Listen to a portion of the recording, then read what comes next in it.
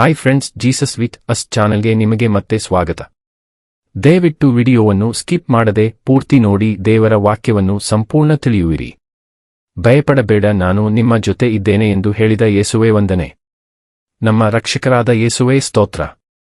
ತಂದೆಯೇ, ನಿಮ್ಮ ನಾಮದಲ್ಲಿ ನಂಬಿಕೆಯಿಟ್ಟು ನಮ್ಮ ಕುಟುಂಬಕ್ಕಾಗಿ ಪ್ರಾರ್ಥಿಸುತ್ತೇವೆ. ನೀವು ನಮ್ಮ ಪ್ರಾರ್ಥನೆಗೆ ಉತ್ತರಿಸುವ ದೇವರಾಗಿದ್ದೀರಿ. ದೇವ, ನಮ್ಮ ಎಲ್ಲಾ ದುಃಖ, ಕಷ್ಟ, ರೋಗ, ನೋವು, ನಿರಾಶೆ, ತೊಂದರೆ ಎಲ್ಲವನ್ನೂ ನಿಮಗೆ ಸಮರ್ಪಿಸುತ್ತೇವೆ. ಯೇಸು ನಾಮದಲ್ಲಿ ಆಜ್ಞಾಪನೆ ಮಾಡು ಅಸಾಧ್ಯವಾದ ಕಾರ್ಯಗಳನ್ನು ಮಾಡುವ ಶಕ್ತಿ ಪ್ರಾರ್ಥನೆಗೆ ಇದೆ. ನೀವು ಫಸ್ಟ್ ಟೈಮ್ ನಮ್ಮ ಚಾನೆಲ್ಗೆ ಬಂದಿದ್ದರೆ ದಯವಿಟ್ಟು ಸಬ್ಸ್ಕ್ರೈಬ್ ಮಾಡಿ, ವಿಡಿಯೋವನ್ನು ಲೈಕ್ ಮಾಡಿ, ವಿಡಿಯೋವನ್ನು ನಿಮ್ಮ ಸ್ನೇಹಿತರಿಗೆ ಶೇರ್ ಮಾಡಿ. ನಿಮ್ಮಿಂದ ನಮಗೆ ಹೊಸ ವಿಡಿಯೋ ಮಾಡಲು ಸ್ಫೂರ್ತಿ ಸಿಗುತ್ತದೆ.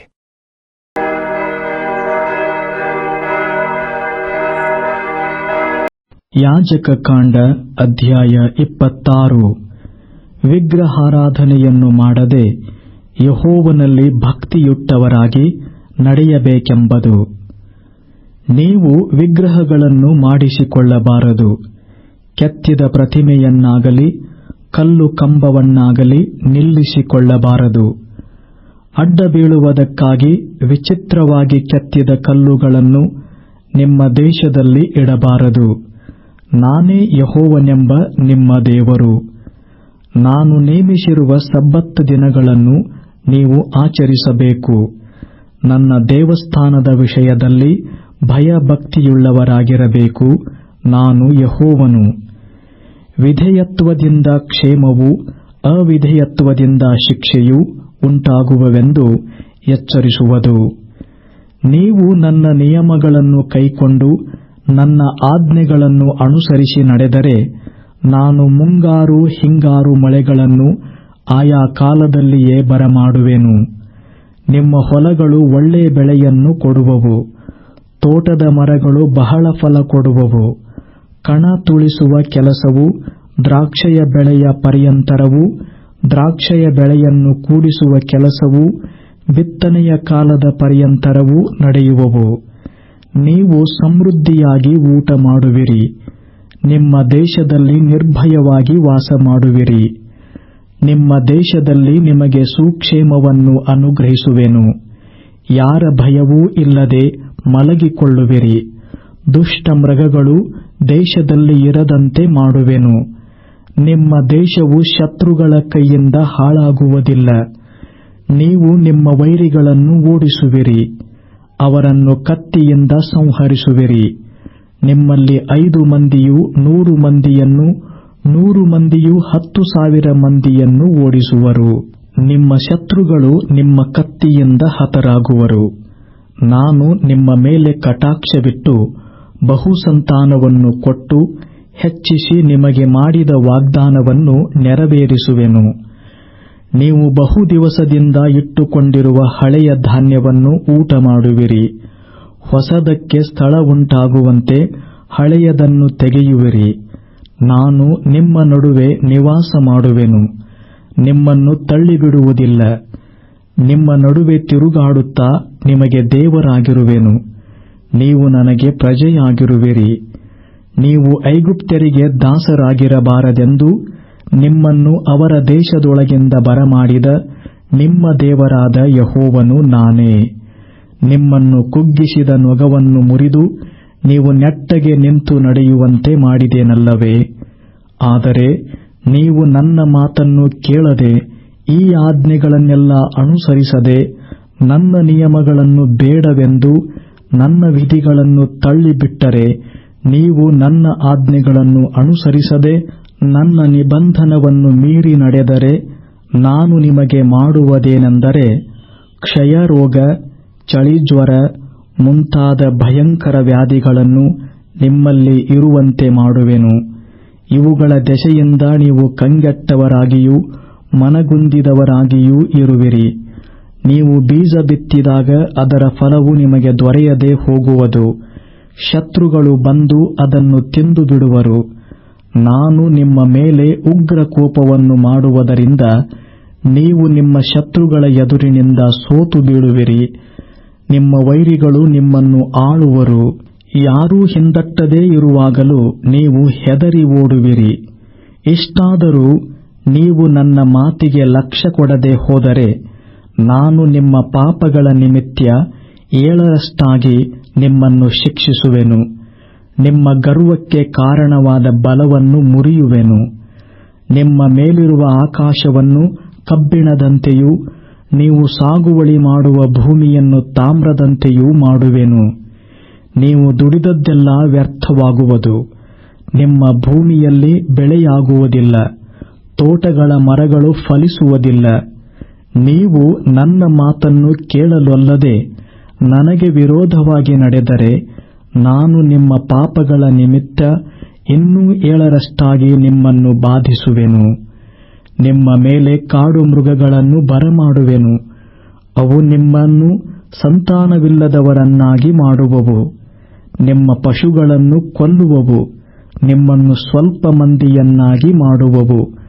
ನಿಮ್ಮ ದಾರಿಗಳು ಹಾಳು ಬೀಳುವವು. ಇಷ್ಟು ಶಿಕ್ಷೆಗಳಿಂದಲೂ ನೀವು ನನ್ನ ಆಜ್ಞೆಗೆ ಒಳಗಾಗದೆ ನನಗೆ ವಿರೋಧವಾಗಿ ನಡೆದರೆ ನಾನು ನಿಮಗೆ ವಿರೋಧವಾಗಿ ನಡೆಯುವೆನು.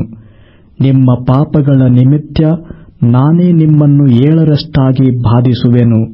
ಶತ್ರುಗಳ ಕತ್ತಿಯ ಮೂಲಕವಾಗಿ ನಿಮ್ಮನ್ನು ಸಂಹರಿಸುವೆನು. ನೀವು ನನ್ನ ನಿಬಂಧನವನ್ನು ಮೀರಿದದರಿಂದ ಆ ಕತ್ತಿಯು ಪ್ರತಿದಂಡನೆ ಮಾಡುವುದು. ನೀವು ನಿಮ್ಮ ಪಟ್ಟಣಗಳಲ್ಲಿ ಕೂಡಿರುವಾಗ ನಿಮ್ಮಲ್ಲಿ ಅಂಟುರೋಗ ಉಂಟಾಗುವಂತೆ ಮಾಡುವೆನು. ಹೀಗೆ ನೀವು ಶತ್ರುಗಳ ಕೈಗೆ ಬೀಳುವಿರಿ. ನಾನು ನಿಮ್ಮ ಜೀವನಾಧಾರವನ್ನು ತೆಗೆದುಬಿಟ್ಟಾಗ 10 ಮಂದಿ ಹೆಂಗಸರು ಒಂದೇ ಒಲೆಯಲ್ಲಿ ರೊಟ್ಟಿ ಸುಟ್ಟು ಅದನ್ನು ತೂಕದ ಪ್ರಕಾರ ಹಂಚಿಕೊಡುವರು. ನೀವು ಅದನ್ನು ಉಂಡಾಗ ತೃಪ್ತಿ ಹೊಂದುವುದಿಲ್ಲ. ಇದನ್ನೆಲ್ಲ ನೀವು ಅನುಭವಿಸಿದ ಮೇಲೆಯೂ ಇನ್ನೂ ನನ್ನ ಮಾತನ್ನು ಕೇಳದೆ ನನಗೆ ವಿರೋಧವಾಗಿ ನಡೆದರೆ ನಾನು ನಿಮಗೆ ವಿರೋಧವಾಗಿ ಕೋಪದಿಂದ ನಡೆಯುವವನಾಗಿ ನಿಮ್ಮ ಪಾಪಗಳ ನಿಮಿತ್ತ 7ರಷ್ಟಾಗಿ ಶಿಕ್ಷಿಸುವೆನು. ನೀವು ನಿಮ್ಮ ಗಂಡು ಹೆಣ್ಣು ಮಕ್ಕಳ ಮಾಂಸವನ್ನೇ ತಿನ್ನುವಿರಿ. ನಿಮ್ಮ ಪೂಜಾ ಸ್ಥಳಗಳನ್ನು ಇಲ್ಲದಂತೆ ಮಾಡುವೆನು. ನೀವು ಸೂರ್ಯನ ಪೂಜೆಗೆ ಇಟ್ಟಿರುವ ಕಂಬಗಳನ್ನು ಕಡಿದು ಹಾಕುವೆನು. ನಿಮ್ಮ ಬೊಂಬೆಗಳ ಮುಂಡಗಳ ಮೇಲೆ ನಿಮ್ಮ ಮುಂಡಗಳನ್ನು ಬೀಸಾಡುವೆನು. ನಿಮ್ಮ ವಿಷಯದಲ್ಲಿ ಅಸಹ್ಯಪಡುವೆನು. ನಿಮ್ಮ ಪಟ್ಟಣಗಳನ್ನು ಹಾಳು ಮಾಡುವೆನು. ನಿಮ್ಮ ದೇವಸ್ಥಾನಗಳನ್ನು ನಾಶ ಮಾಡುವೆನು. ನೀವು ಸಮರ್ಪಿಸುವ ಸುಗಂಧ ದ್ರವ್ಯಗಳ ಸುವಾಸನೆಯನ್ನು ನಾನು ಮೂಸಿ ನೋಡುವುದಿಲ್ಲ. ನಾನು ನಿಮ್ಮ ದೇಶವನ್ನು ಸಂಪೂರ್ಣವಾಗಿ ಹಾಳು ಮಾಡಿದಾಗ ಅದರಲ್ಲಿ ಒಕ್ಕಲಾಗುವ ನಿಮ್ಮ ಶತ್ರುಗಳು ಅದನ್ನು ನೋಡಿ ಆಶ್ಚರ್ಯಪಡುವರು. ನಿಮ್ಮನ್ನು ಅನ್ಯಜನಗಳಲ್ಲಿ ಚದರಿಸಿ ನಿಮ್ಮ ಹಿಂದೆ ಕತ್ತಿಯನ್ನು ಬೀಸುವೆನು. ನಿಮ್ಮ ದೇಶವು ಹಾಳಾಗುವುದು. ನಿಮ್ಮ ಪಟ್ಟಣಗಳು ನಾಶವಾಗುವವು. ನೀವು ನಿಮ್ಮ ಶತ್ರುಗಳ ದೇಶದಲ್ಲಿ ಇರುವ ದಿನಗಳಲ್ಲೆಲ್ಲ ನಿಮ್ಮ ದೇಶವು ಹಾಳು ಬಿದ್ದು ತನಗೆ ಸಲ್ಲಬೇಕಾಗಿದ್ದ ಸಬ್ಬತ್ ಕಾಲವನ್ನು ಅನುಭವಿಸುವುದು. ಅದು ವಿಶ್ರಾಂತಿಯನ್ನು ಹೊಂದಿ ಸಬ್ಬತ್ ಕಾಲವನ್ನು ಅನುಭವಿಸುವುದು. ನೀವು ಅದರಲ್ಲಿ ವಾಸವಾಗಿದ್ದಾಗ ಅದಕ್ಕೆ ತಕ್ಕ ಕಾಲದಲ್ಲಿ ದೊರೆಯದ ವಿಶ್ರಾಂತಿಯನ್ನು ಅದು ಹಾಳು ಬಿದ್ದಿರುವ ಎಲ್ಲಾ ದಿವಸಗಳಲ್ಲಿ ಅನುಭವಿಸುವುದು. ನಿಮ್ಮಲ್ಲಿ ಯಾರಾರು ಉಳಿದು ಶತ್ರುಗಳ ದೇಶದಲ್ಲಿರುವರೋ ಅವರ ಹೃದಯಗಳಲ್ಲಿ ನಾನು ಭೀತಿಯನ್ನು ಹುಟ್ಟಿಸುವೆನು. ಗಾಳಿಯಿಂದ ಬಡಿದಾಡುವ ಉದುರೆಲೆಯ ಸಪ್ಪಳವು ಅವರಲ್ಲಿ ದಿಗಿಲು ಹುಟ್ಟಿಸುವುದು. ಆ ಸಪ್ಪಳವನ್ನು ಕೇಳಿ ಕತ್ತಿಯ ಎದುರಿನಿಂದ ಓಡಿ ಹೋಗುವವರಂತೆ ಓಡಿ ಹೋಗುವರು. ಯಾರೂ ಹಿಂದಟ್ಟಿ ಬಾರದಿರುವಾಗಲೂ ಅವರು ಓಡಿ ಬೀಳುವರು. ಯಾರೂ ಓಡಿಸದಿದ್ದರೂ ಕತ್ತಿಯ ಎದುರಿನಿಂದ ಓಡುವವರಂತೆ ಒಬ್ಬರ ಮೇಲೊಬ್ಬರು ಬೀಳುವರು. ಶತ್ರುಗಳ ಎದುರಿನಲ್ಲಿ ನಿಲ್ಲಲಾರದವರಾಗುವಿರಿ. ಅನ್ಯಜನಗಳಲ್ಲಿ ಚದರಿಸಲ್ಪಟ್ಟು ಕಾಣಿಸದೆ ಹೋಗುವಿರಿ. ನಿಮ್ಮ ಶತ್ರುಗಳ ದೇಶವು ನಿಮ್ಮನ್ನು ನುಂಗಿಬಿಡುವುದು. ನಿಮ್ಮಲ್ಲಿ ಉಳಿದವರು ತಮ್ಮ ಪಾಪದ ದೆಸೆಯಿಂದಲೂ ತಮ್ಮ ಪಿತೃಗಳ ಪಾಪದ ದೆಸೆಯಿಂದಲೂ ಅವರಂತೆಯೇ ಶತ್ರುಗಳ ದೇಶಗಳಲ್ಲಿ ಕ್ಷೀಣವಾಗಿ ಹೋಗುವರು. ಆದರೆ ಅವರು ತಾವೂ ತಮ್ಮ ಪಿತೃಗಳು ನನಗೆ ದ್ರೋಹಿಗಳಾಗಿ ಪಾಪ ಮಾಡಿದವರೆಂದೂ ತಾವು ನನಗೆ ವಿರೋಧವಾಗಿ ನಡೆದಿದ್ದರಿಂದಲೇ ನಾನು ತಮಗೆ ವಿರೋಧವಾಗಿ ನಡೆದುಕೊಂಡು ಶತ್ರು ದೇಶಕ್ಕೆ ಸೆರೆಯವರನ್ನಾಗಿ ಬರಮಾಡಬೇಕಾಯಿತೆಂದು ಒಪ್ಪಿ ತಮ್ಮ ಮೊಂಡವಾದ ಮನಸ್ಸನ್ನು ನನ್ನ ಆಜ್ಞೆಗೆ ಒಳಪಡಿಸಿ ತಮ್ಮ ಪಾಪದಿಂದುಂಟಾದ ಶಿಕ್ಷೆಯನ್ನು ಸ್ವೀಕರಿಸುವುದಾದರೆ ನಾನು ಯಾಕೋಬ್, ಇಸಾಕ್, ಅಬ್ರಹಾಂ ಇವರಿಗೆ ಮಾಡಿದ ವಾಗ್ದಾನಗಳನ್ನು ನೆನಪಿಗೆ ತಂದುಕೊಂಡು ನೆರವೇರಿಸುವೆನು. ಅವರ ಸ್ವದೇಶವನ್ನು ನಾನು ದಯೆಯಿಂದ ಜ್ಞಾಪಿಸಿಕೊಳ್ಳುವೆನು. ಅವರು ಬಿಟ್ಟು ಹೋದ ಸ್ವದೇಶವು ನಿರ್ಜನವಾಗಿ ಬಿದ್ದಿರುವಾಗ ತನಗೆ ಸಲ್ಲಬೇಕಾದ ಸಬ್ಬತ್ ವಿಶ್ರಾಂತಿಯನ್ನು ಹೊಂದುವುದು. ಅವರು ಯೆಹೋವನ ಆಜ್ಞೆ ಬೇಡವೆಂದು ಆತನ ವಿಧಿಗಳನ್ನು ತಾತ್ಸಾರ ಮಾಡಿದ ಕಾರಣವೇ ತಮ್ಮ ಪಾಪದ ಫಲವನ್ನು ಅನುಭವಿಸಬೇಕಾಗಿರುವುದು. ಆದರೂ ಅವರು ಶತ್ರುಗಳ ದೇಶದಲ್ಲಿರುವಾಗಲೂ ನಾನು ಅವರನ್ನು ಬೇಡವೆನ್ನುವುದಿಲ್ಲ, ತಾತ್ಸಾರ ಮಾಡುವುದಿಲ್ಲ. ನಾನು ಅವರಿಗೆ ಮಾಡಿದ ವಾಗ್ದಾನವನ್ನು ಮೀರುವುದಿಲ್ಲ, ಅವರನ್ನು ಇಲ್ಲದಂತೆ ಮಾಡುವುದಿಲ್ಲ. ನಾನು ಅವರ ದೇವರಾದ ಯೆಹೋವನಲ್ಲವೇ? ಅವರ ಪಿತೃಗಳ ಸಂಗಡ ಮಾಡಿಕೊಂಡ ಒಡಂಬಡಿಕೆಯನ್ನು ನೆನಪಿಗೆ ತಂದುಕೊಂಡು ಅವರಿಗೆ ಹಿತವನ್ನು ಮಾಡುವೆನು. ನಾನು ಅವರಿಗೆ ದೇವರಾಗಿರಬೇಕೆಂದು ಅವರ ಪಿತೃಗಳನ್ನು ಎಲ್ಲಾ ಜನಾಂಗಗಳ ಎದುರಿನಲ್ಲಿಯೇ ಐಗುಪ್ತ ದೇಶದೊಳಗಿಂದ ಬರಮಾಡಿದೆನಲ್ಲವೇ? ನಾನು ಯೆಹೋವನು. ಯೆಹೋವನು ಸೀನಾಯಿ ಬೆಟ್ಟದಲ್ಲಿ ಮೋಶೆಯ ಮೂಲಕವಾಗಿ ಇಸ್ರಾಯೇಲ್ಯರ ಸಂಗಡ ಒಡಂಬಡಿಕೆಯನ್ನು ಮಾಡಿಕೊಂಡು ಅವರಿಗೆ ಕೊಟ್ಟ ಆಜ್ಞಾವಿಧಿಗಳು ಮೇಲೆ ಕಂಡವುಗಳೇ. ಯಾಜಕ ಕಾಂಡ ಅಧ್ಯಾಯ 27. ಯೆಹೋವನಿಗೆ ತೀರಿಸಬೇಕಾದ ಹರಕೆಗಳನ್ನು ಸಲ್ಲಬೇಕಾದ ದಶಮಾಂಶಗಳನ್ನು ಕುರಿತದ್ದು. ಯೆಹೋವನು ಮೋಶೆಗೆ ಹೇಳಿದ್ದೇನೆಂದರೆ, ನೀನು ಇಸ್ರಾಯೇಲ್ಯರಿಗೆ ಹೀಗೆ ಆಜ್ಞಾಪಿಸು, ಯಾವನಾದರೂ ಮನುಷ್ಯರ ಪ್ರಾಣಗಳನ್ನು ಯೆಹೋವನಿಗೆ ಹರಕೆ ಮಾಡಿ ಪ್ರತಿಷ್ಠಿಸಿದರೆ ಅವುಗಳನ್ನು ಬಿಡಿಸುವುದಕ್ಕೆ ದೇವರ ಸೇವೆಗೆ ನೇಮಕವಾದ ರೂಪಾಯಿಯ ಮೇರೆಗೆ ನೀವು ಅವನಿಂದ ಕೊಡಿಸಬೇಕಾದ ಈಡು ಹೇಗೆಂದರೆ 20 ವರುಷದಿಂದ 60 ವರುಷದ ಪರ್ಯಂತರ ವಯಸ್ಸುಳ್ಳ ಪುರುಷನಿಗೋಸ್ಕರ 50 ರೂಪಾಯಿಗಳನ್ನು, ಸ್ತ್ರೀಗೋಸ್ಕರ 30 ರೂಪಾಯಿಗಳನ್ನು ಕೊಡಿಸಬೇಕು. 5 ವರುಷದ ವಯಸ್ಸಿನಿಂದ 20 ವರುಷದ ವಯಸ್ಸಿನವರೆಗೆ ಪುರುಷನಿಗೋಸ್ಕರ 20 ರೂಪಾಯಿಗಳನ್ನು, ಸ್ತ್ರೀಗೋಸ್ಕರ 10 ರೂಪಾಯಿಗಳನ್ನು ಕೊಡಿಸಬೇಕು. 1 ತಿಂಗಳಿನ ವಯಸ್ಸು ಮೊದಲುಗೊಂಡು 5 ವರುಷದ ವಯಸ್ಸಿನ ಪರ್ಯಂತರ ಹುಡುಗನಿಗೋಸ್ಕರ 5 ರೂಪಾಯಿಗಳನ್ನು, ಹುಡುಗಿಗೋಸ್ಕರ 3 ರೂಪಾಯಿಗಳನ್ನು ಕೊಡಿಸಬೇಕು. 60 ವರುಷಗಳ ಪ್ರಾಯವನ್ನು ದಾಟಿದ ಪುರುಷನಿಗೋಸ್ಕರ 15 ರೂಪಾಯಿಗಳನ್ನು, ಸ್ತ್ರೀಗೋಸ್ಕರ 10 ರೂಪಾಯಿಗಳನ್ನು ಕೊಡಿಸಬೇಕು. ಯಾವನಾದರೂ ಬಡವನಾಗಿ ನೇಮಕವಾದ ಹಣವನ್ನು ಕೊಡಲಾರದೆ ಹೋದರೆ ಅವನು ಹರಕೆ ಮಾಡಿ ಪ್ರತಿಷ್ಠಿಸಿದ ಮನುಷ್ಯನನ್ನು ಯಾಜಕನ ಮುಂದೆ ನಿಲ್ಲಿಸಬೇಕು. ಯಾಜಕನು ಹರಕೆ ಮಾಡಿದವನ ಸ್ಥಿತಿಗತಿಗೆ ತಕ್ಕಂತೆ ಅವನು ಕೊಡಬೇಕಾದ ಹಣ ಇಷ್ಟೆಂದು ನಿರ್ಣಯಿಸಬೇಕು. ಯೆಹೋವನಿಗೆ ಸಮರ್ಪಿಸಬಹುದಾದ ಪಶುವನ್ನು ಯಾವನಾದರೂ ಹರಕೆ ಮಾಡಿ ಪ್ರತಿಷ್ಠಿಸಿದ್ದಾದರೆ ಅದು ದೇವರ ಸ್ವತ್ತಾಗಿರಬೇಕು. ಅದನ್ನು ಬದಲಾಯಿಸಕೂಡದು. ಕೆಟ್ಟದ್ದಕ್ಕೆ ಬದಲಾಗಿ ಒಳ್ಳೆಯದನ್ನು, ಒಳ್ಳೆಯದಕ್ಕೆ ಬದಲಾಗಿ ಕೆಟ್ಟದ್ದನ್ನು, ಒಂದಕ್ಕೆ ಬದಲಾಗಿ ಬೇರೊಂದನ್ನು ಕೊಡಕೂಡದು. ಅವನು ಗೊತ್ತು ಮಾಡಿದ ಪಶುವಿಗೆ ಬದಲಾಗಿ ಬೇರೊಂದು ಪಶುವನ್ನು ಪ್ರತ್ಯೇಕಿಸಿಟ್ಟಿರುವ ಪಕ್ಷಕ್ಕೆ ಮೊದಲನೆಯ ಪಶುವು ಅದಕ್ಕೆ ಬದಲಾಗಿ ಇಟ್ಟ ಪಶುವು ಎರಡೂ ಯೆಹೋವನವಾಗಿರಬೇಕು. ಯೆಹೋವನಿಗೆ ಸಮರ್ಪಿಸಕೂಡದ ಬೇರೆ ಜಾತಿಯ ಪಶುವನ್ನು ಪ್ರತಿಷ್ಠಿಸಿದ್ದಾದರೆ ಅದನ್ನು ಯಾಜಕನ ಮುಂದೆ ನಿಲ್ಲಿಸಬೇಕು. ಅದು ಒಳ್ಳೆಯದೋ ಕೆಟ್ಟದ್ದೋ ಎಂದು ಯಾಜಕನು ನೋಡಿಕೊಂಡು ಅದರ ಬೆಲೆ ಇಷ್ಟೆಂದು ನಿರ್ಣಯಿಸಬೇಕು. ಯಾಜಕನು ನಿರ್ಣಯಿಸಿದ ಬೆಲೆ ಸ್ಥಿರವಾಗಿರುವುದು. ಹರಕೆ ಮಾಡಿದವನು ಅದನ್ನು ಬಿಡಿಸಿಕೊಳ್ಳಬೇಕೆಂದಿದ್ದರೆ ಅದರ ಕ್ರಯದೊಡನೆ 5ನೆಯ ಭಾಗವನ್ನು ಹೆಚ್ಚಾಗಿ ಕೊಡಬೇಕು.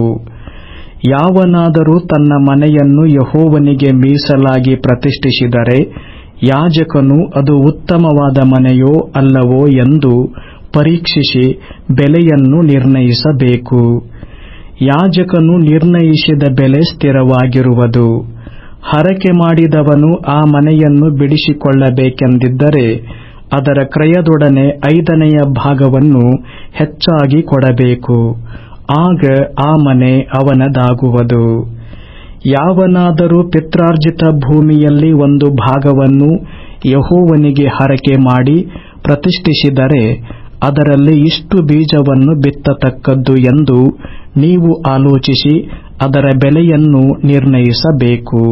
2 ಕಂಡುಗ ಜವೆಗೋದಿಯ ಬೀಜವರಿಯುಳ್ಳ ಹೊಲವು 50 ರೂಪಾಯಿ ಬಾಳುವುದು. ಅವನು ಜುಬಿಲಿ ಸಂವತ್ಸರದಿಂದ ಆ ಹೊಲವನ್ನು ಪ್ರತಿಷ್ಠಿಸಿದರೆ ಈ ಕ್ರಯ ಸ್ಥಿರವಾಗಿರುವುದು. ಜುಬಿಲಿ ಸಂವತ್ಸರದ ತರುವಾಯ ಭೂಮಿಯನ್ನು ಹರಕೆ ಮಾಡಿದರೆ ಮುಂದಣ ಜುಬಿಲಿ ಸಂವತ್ಸರಕ್ಕೆ ಕಳೆಯಬೇಕಾದ ವರುಷಗಳ ಸಂಖ್ಯೆಯ ಮೇರೆಗೆ ಅದರ ಬೆಲೆಯನ್ನು ಕಮ್ಮಿ ಮಾಡಬೇಕು. ಹರಕೆ ಮಾಡಿದವನು ಅದನ್ನು ಬಿಡಿಸಿಕೊಳ್ಳಬೇಕೆಂದಿರುವ ಪಕ್ಷಕ್ಕೆ ಅದರ ಕ್ರಯದೊಡನೆ 5ನೇ ಭಾಗವನ್ನು ಹೆಚ್ಚಾಗಿ ಕೊಡಬೇಕು.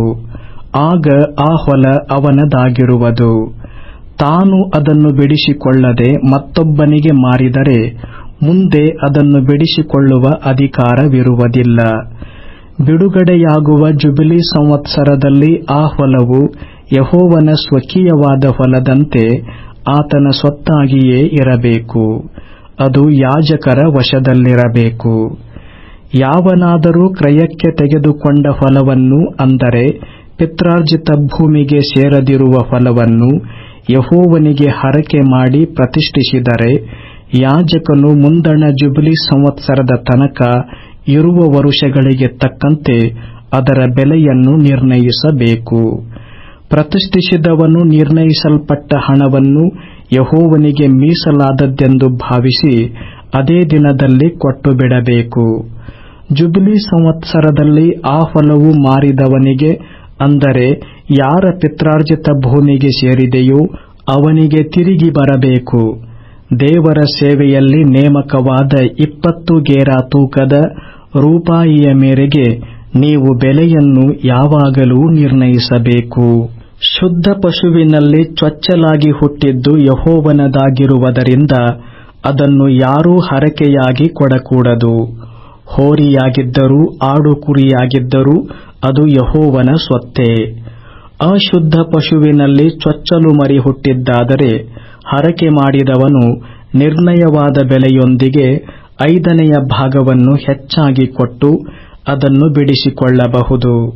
ಅವನು ಬಿಡಿಸದೆ ಹೋದರೆ ಅದನ್ನು ನಿರ್ಣಯಿಸಲ್ಪಟ್ಟ ಕ್ರಯಕ್ಕೆ ಮಾರಬೇಕು.